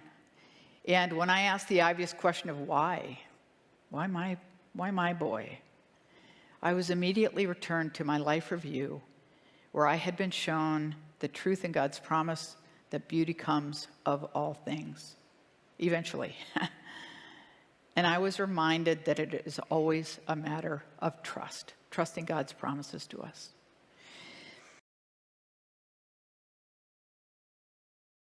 The people I saw did have head, arms, legs. They had these robes on that seemed to be woven together with fibers of love. And I know that doesn't really make sense, but that's what it was. When I saw the colors, it's as though I understood them. I saw them, I could taste them, I could hear them. I understood their very essence. And I realized none of this makes sense in our language, but that's what it was. We were communicating in a very pure sense. It was almost like a blast of energy. And I suppose I would say that I understood it in English because that's my native tongue. And when I think about what I was told, I think about it in English. But at the same time, the communication was on a much more pure basis. And we traveled up this path, and the path seemed solid in that it was directional and we were moving along it. But the edges just sort of faded into nothingness. And I would say the same thing below and above. Nothing existed except for us and except for where we were going. I didn't ever feel any sense of gravity. I felt like I was a physical entity in that I had some structure or shape. But I didn't feel gravity, I didn't feel weight. When we came to the structure, it seemed like there were blocks or bricks, and again, it seemed like they were woven together with love. I never leaned against them, so I don't know how solid they felt. And I will be the first to acknowledge that I don't know if that's how it always appears. I know that that's how it appeared to me, but it may be that that's because that's what I would understand. I absolutely believe that God presents to each one of us the experience that we will understand, the experience that will speak to us and move us and make us feel loved, make us understand that God's grace is real.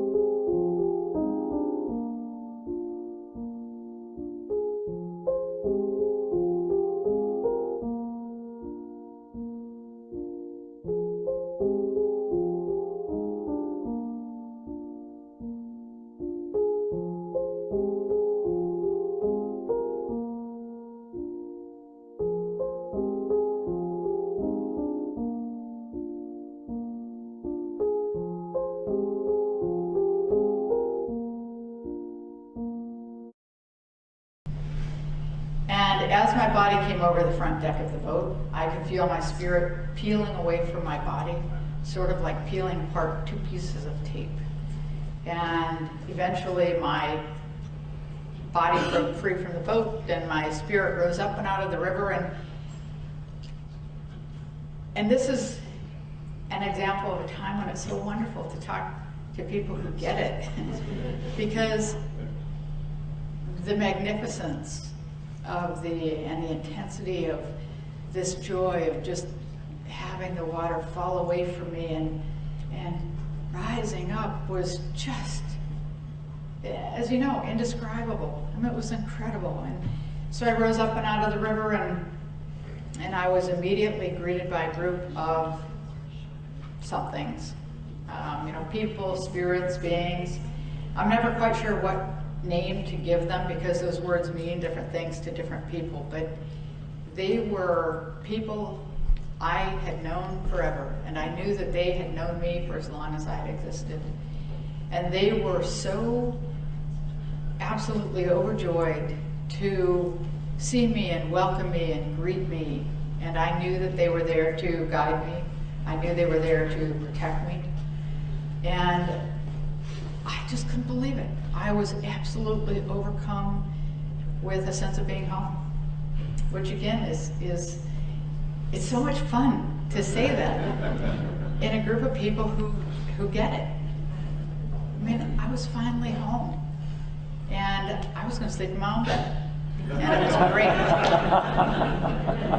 And I was surprised by that, because again, in my experience, I was still me. I was still my personality, my cynical self, really. And I was thinking, this is nuts. But I was really surprised by that sense of being home, and I was really surprised by my ability to look back at the river and see what was going on. And of course, there was this shift in time dimension. I don't know what the right words are to describe that, but of course, time and dimension really lost all meaning. And so I was able to be celebrating with these people and simultaneously watch the guys pull my body to the shore and start CPR. And I recognized my body as mine.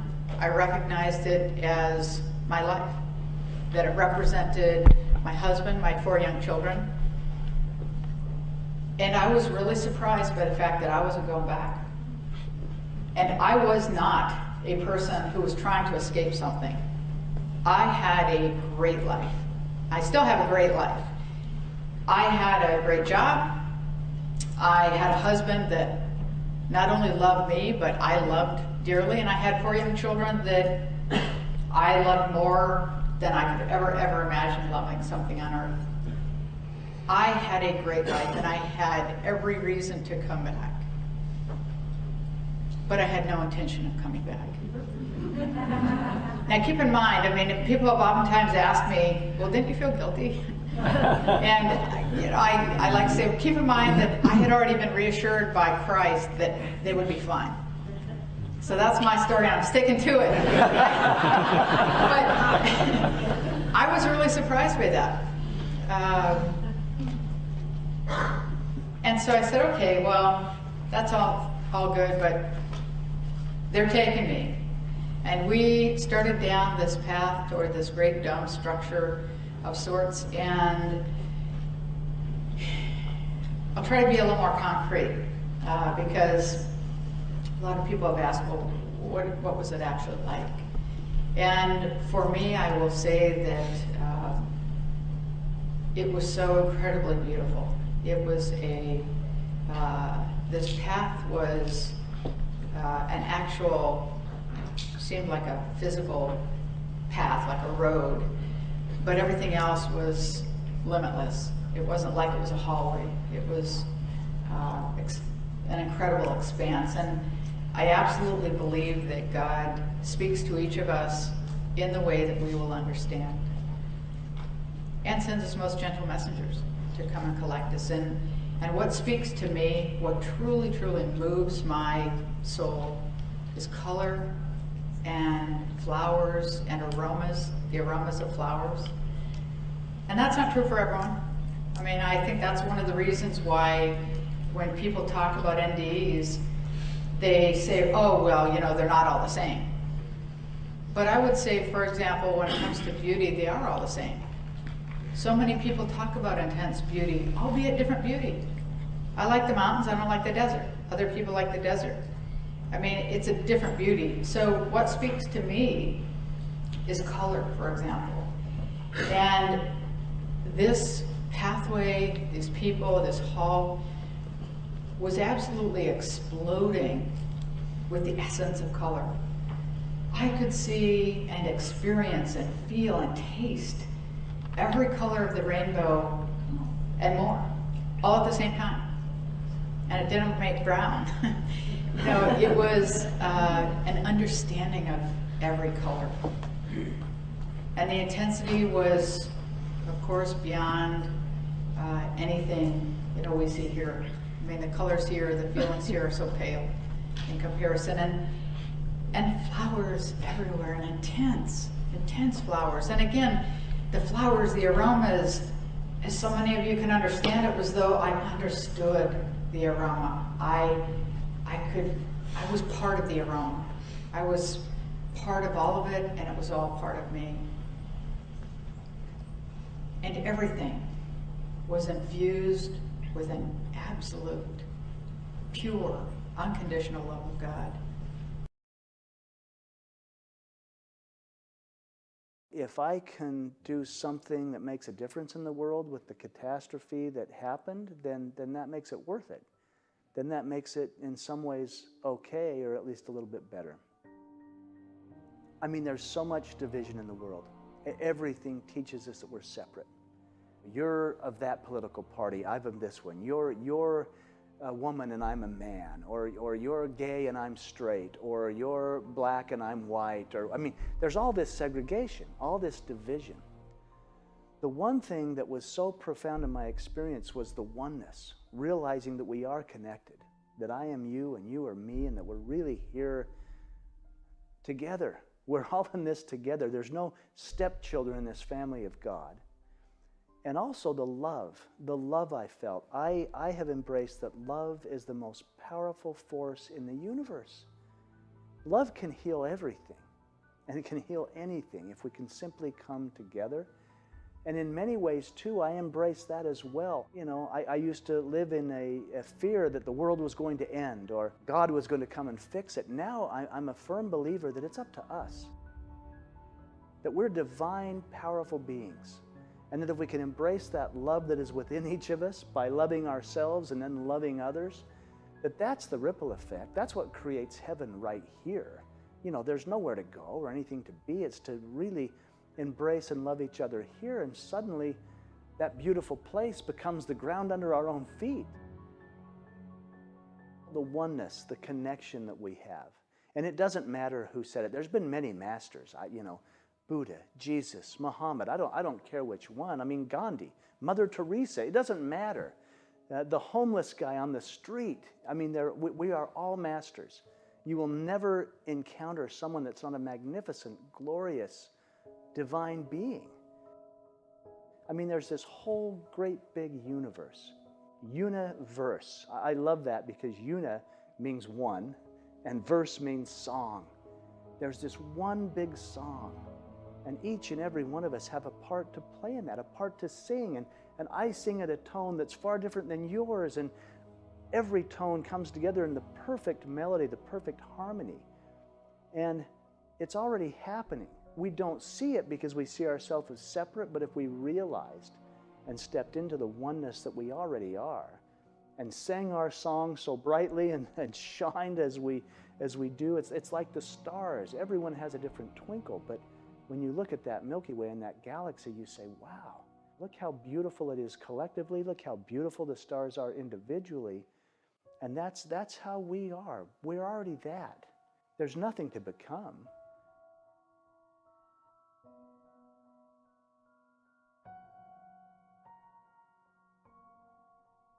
I mean, yeah, if it's so good there, why be here? I deal with a lot of people who struggle with suicide or who have lost children to suicide, and I have no judgment of that. There were many times during my struggles that I thought I'd rather just go. Of course, I had a son here that was keeping me pretty grounded. But I think this is the big game. It's like we can't experience what we want to experience when everything's light and beauty and peace. It's almost like we wanted to have the opposite. We wanted to experience what we're not so we could finally embrace what we truly are.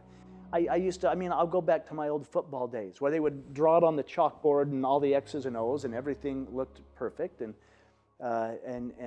yet you never knew until you got on the field and smelled the grass and had someone hit into you that, you know, what it was like. And I believe life is like that. We wanted to come and have the experience because our soul would expand.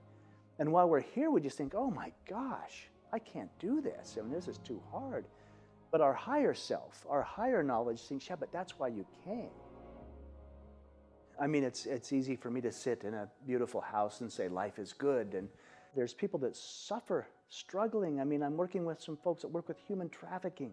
I mean, kids being taken and put into the sex trade or whatever else. There are things in the world that are heart-wrenching. And so how do we look at those and say it's all in divine order? How does this make sense?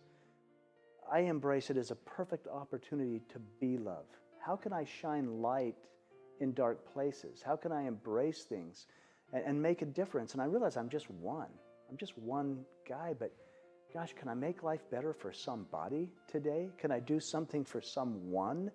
And by doing it for the one, you're doing it for the all. Even when I raise my own vibration, if I can go meditate for a minute and get at peace, or forgive, you know, something, even if it's forgiving myself. I forgive others very easily. The hard one to forgive for me is myself. That ripples out. It ripples out and affects the consciousness of all of humanity, but it comes down to choice. We live in fear. We're so conditioned with judgment or religion or even our parents or whoever said, well, you're a bad boy, you don't deserve that, that's not coming. Well, you've got to earn that, you know. I mean, all these things that we have conditioned in our mind when in reality we are deserving. We are worthy, always. We're of great worth. And the earth is so beautiful. I mean, now, after having the experiences I had, I used to wonder about miracles. You know, gosh, how do you create a miracle? And yet now, like, I can go out and watch a sunrise, and it's an absolute miracle. Like heaven's right here. I see the flowers grow. That's a miracle. I mean, smell the fresh air, feel the rain on your skin and think, wow, it's so incredible to be in this realm and to be alive, and there is no death, and I'm having this experience, and there is no judgment. I'm going to move from this, and I'll tell you, when we pass from this life, we're going to be embraced by loving arms and simply asked, what did you learn? Tell me about what you learned in your experience. What was it like to be like that? What was it like to be you? What was it like to have this or not have that? And it's all going to be a collective oneness of, wow, look what we learned. Look what we created. Look at the uniqueness. And we'll realize we always were one. We always were connected. It was just our inability to embrace it and realize it that held us back. It's difficult because so much of our society just struggles day to day. It's hand to mouth. How do I survive? You know, how do I make enough money to pay the rent and to put groceries on the table? There's no time or energy for how do I assist others? How do I make a difference in the world? I've found a key for me, and it's if I can take only 10 minutes a day. I mean, I'd rather take an hour, but even 10 minutes to be still and just reconnect. Like, always be connected. Just remember that connection. Remember who I am. Remember that everything's in divine order, and let go of the fear. Let go of the contention. Let go of that doubt that there's not enough. You know, we live in such fear that there's not enough. There's not enough money. There's not enough food. There's not enough time. There's not enough love. And yet if we can let go of that and realize there is enough. And I think the key for me was realizing that I'm enough. I'm enough. I mean, I limp around on one leg and I do the best I can, but I am enough by simply being me, by simply showing up in light, in love, and loving the people around me and taking care of those around me. And when I say taking care of, just energetically, you know, I will probably never make enough money. You know, I'll probably never have. But then again, what's money? It's just energy. I've had lots of money and I've had nothing. And it didn't make me any happier one way or the other. You know, I mean, there's always that, well, I want more money, or I need to make more of this, or if I only had more money, I could get that. They're just things, you know, they're just things. I remember sleeping in the backseat of my car at one point when I was young. And I had nothing, but I didn't need anything. I mean, I was fine. Money is not who I am, and none of it is who I am. If I really get in touch with, I'm not the car, I'm not the house, I'm not the job, I'm not my partner, I'm not the shoes or the clothes or anything else. I am all of it. I am that I am. I am the divine. I am me, and me is enough just the way I am. And I can be my contribution in this universe without even trying, by just simply being me.